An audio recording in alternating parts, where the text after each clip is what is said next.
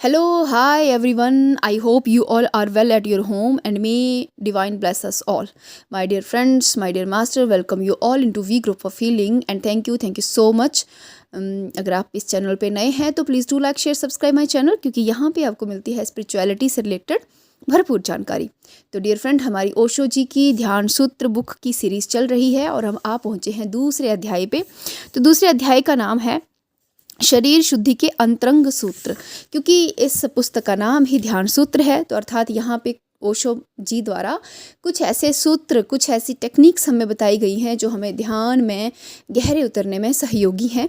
तो इस चैप्टर में वो बात कर रहे हैं शरीर की शुद्धि के अंतरंग सूत्र, यानी कि कुछ इम्पॉर्टेंट चीज़ें जो इस शरीर में करनी चाहिए हमें, जिससे हमारी ध्यान में क्या होती है, प्रोग्रेस होती है। राइट। तो शरीर शुद्धि कि अंतरंग सूत्र जब वो ये प्रवचन अपना प्रारंभ करते हैं तो उसमें वो बताते हैं कि उन्होंने आरंभ में बहुत अधिक चेष्टा की थी ध्यान के गहराई में उतरने की। वो बहुत ही अधिक सतत प्रयास, बहुत अधिक प्रयास किए थे और उस प्रयास के दौरान बहुत अधिक दुख, बहुत अधिक पीड़ा का उन्हें अनुभव हुआ था क्योंकि बहुत आसानी से वो अपने अंतस में प्रवेश नहीं कर पा रहे थे।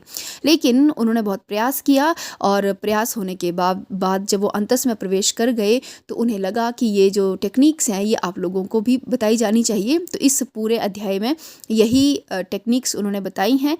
तो उन्होंने कहा कि जब तक हमें जो मनुष्य है, जब तक उनकी अपनी स्वयं की कोई समस्या ना हो तो दूसरों की समस्या कभी भी उनको समस्या नहीं लगती है। राइट। तो वो यहाँ पे एक बहुत अच्छी स्टोरी बताते हैं और उस स्टोरी का मीनिंग आप समझेंगे तो क्या है।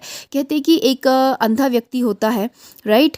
तो उसका एक मित्र होता है। राइट। एक अंधा व्यक्ति होता है और उसका एक मित्र होता है। वो रेगिस्तान को पार कर रहे होते हैं। राइट। तो वो क्या करता है कि जो आंख वाला व्यक्ति होता है, ठीक है, वो उस अंधे को अपने साथ लेके चल रहा होता है और उसको रास्ता बता रहा होता है। रात का समय होता है तो वो दोनों क्या करते हैं, रेगिस्तान में ही सो जाते हैं। ठीक है, किसी एक स्थान पे वो सो जाते हैं। अब क्योंकि रेगिस्तान में रात के समय बहुत ठंड पड़ी थी तो वहाँ पे जब वो सुबह उठते हैं तो क्योंकि अंधे ने अपने हाथ में लकड़ी पकड़ के रखी होती है, तो जब वो सुबह अंधे की आंख मतलब वो उठ जाता है, जब उसकी नींद टूट जाती है तो जो आंख वाला मित्र है उसकी भी नींद टूट जाती है। तो अंधा क्या करता है, टटोलता है अपने आसपास, अपनी उस लाठी को टटोल रहा होता है कि वो कहाँ गई मेरी लकड़ी की लाठी, जिसको पकड़ के, जिसके सहारे से मैं अभी तक चल रहा था। तो वो ढूंढता है। तो ढूंढते ढूंढते वहाँ पे क्या होता है, साथ में एक सांप होता है। जो सांप कैसा होता है, ठंड के कारण बहुत अकड़ गया होता है। राइट। तो वो अंधा के व्यक्ति क्या करता है, सांप को लाठी समझ के उठा लेता है क्योंकि सांप में अकड़न होती है। तो अंधे व्यक्ति को लगता है कि ये तो बहुत चिकनी स्मूथ लाठी है, पहले वाली लाठी से ज़्यादा अच्छी लग रही है। तो वो जो जिसकी आंख होती है वो उस अंधे व्यक्ति को हजार कहता है कि ये तुमने जो पकड़ा है, ये सांप पकड़ा है, इसको तुम छोड़ो, इसको अभी तुम छोड़ो, नहीं तो तुम्हारे प्राणों पे खतरा है। लेकिन वो अंधा व्यक्ति क्या कहता है, वो कहता है कि तुम मुझे ये छोड़ने को इसलिए कह रहे हो क्योंकि तुम्हें ईर्ष्या हो रही है कि मेरे पास बहुत सुंदर लाठी है। लेकिन वो अंधा व्यक्ति जो है वो उस आंख वाले व्यक्ति की बात नहीं मानता। वो आंख वाले व्यक्ति से बहुत बार कहता है कि इसे छोड़ो, लेकिन वो अंधा व्यक्ति उस बात को नहीं मानता। वो कहता नहीं, ये लाठी है, ये सांप नहीं है। और फिर क्या होता है, सूरज उगता है। सूरज उगने पे वो जो सांप की अकड़न है वो धीरे धीरे जाने लग पड़ती है और जैसे सांप की अकड़न जाने लगती है वो सांप उस व्यक्ति को काट लेता है और उसकी मृत्यु हो जाती है। तो यहाँ ओशो जी कहते हैं कि ये जो जीवन जो हम जी रहे हैं ये उसी सांप की भांति है। हम उसी भ्रम में हैं कि ये कुछ मेरा अपना है, ये शाश्वत है। लेकिन सत्य ये है कि ये जो पृथ्वी पे हमारा जीवन है ये सत्य नहीं है, ये शाश्वत नहीं है। ये एक समय आने पे नष्ट हो जाएगा और यदि हमने बात नहीं मानी, राइट, हम अगर इस बात को मानने से लगातार इनकार करते रहे तो एक समय आएगा कि हम लोग क्या करेंगे, पछताएंगे और हम दुख में घिर जाएंगे, पीड़ा का अनुभव हमें होगा। और मास्टर्स, ये अनुभव कब होता है, जब कोई व्यक्ति वृद्ध हो जाता है। आपने भी अपने आसपास देखा होगा कि जो वृद्ध व्यक्ति होते हैं वो बहुत पश्चाताप करते हैं। उनके मुख से एक बात अवश्य निकलती है कि हमने तो पूरी उम्र गंवा दी इन बच्चों के लिए, इस परिवार के लिए, इस घर के लिए, और आखिर में हमें क्या मिला, जिनके लिए किया वो भी हमारे पास नहीं है। राइट। तो वो क्या है, वो पश्चाताप के वो शब्द हैं। पश्चाताप के वो शब्द हैं कि पूरी उम्र तो गंवा दी, अब तो मृत्यु नज़दीक है, अब तो हम ना साधना कर सकते हैं, ना हम ज्ञान ध्यान इत्यादि कुछ नहीं कर सकते, इतना समय नहीं रह जाता। और उस समय मनुष्य शोक में, दुख में, पीड़ा संताप में घिर जाता है। राइट।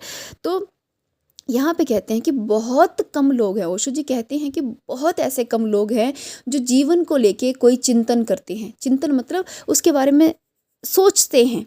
हमारे आसपास इतना कुछ हो रहा है और हम बिल्कुल नहीं सोचते। ओशो जी कहते हैं कि जिस मनुष्य ने अपने आसपास की होने वाली घटनाओं के प्रति कभी चिंतन नहीं किया, वो जीवन के प्रति कभी जागृत नहीं हो सकता। हमारे आसपास मृत्यु हो रही है तो चिंतन करना चाहिए मनुष्यों को कि एक दिन मेरी भी मृत्यु होगी। हमारे आसपास बुढ़ापा, बूढ़े लोग हैं, हमें इस बारे में भी चिंतन करना चाहिए कि एक समय हम भी क्या होंगे, बुढ़ापे में कदम रखेंगे।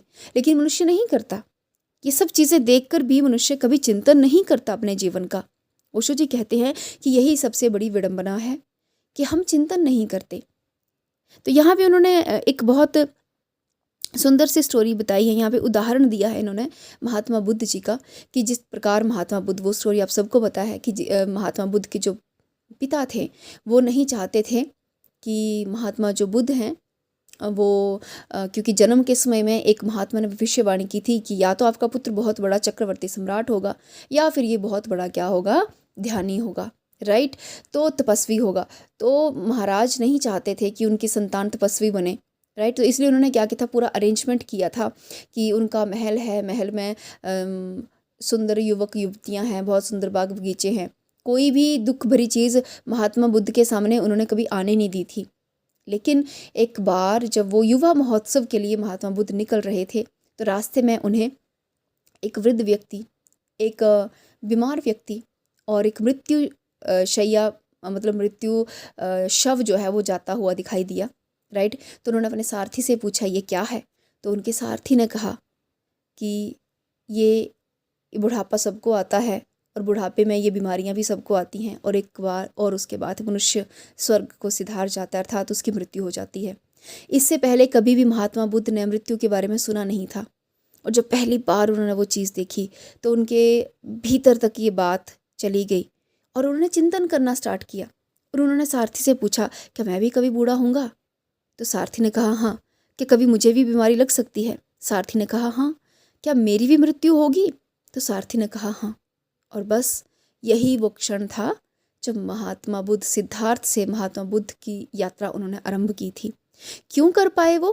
क्योंकि उन्होंने चिंतन करना स्टार्ट किया।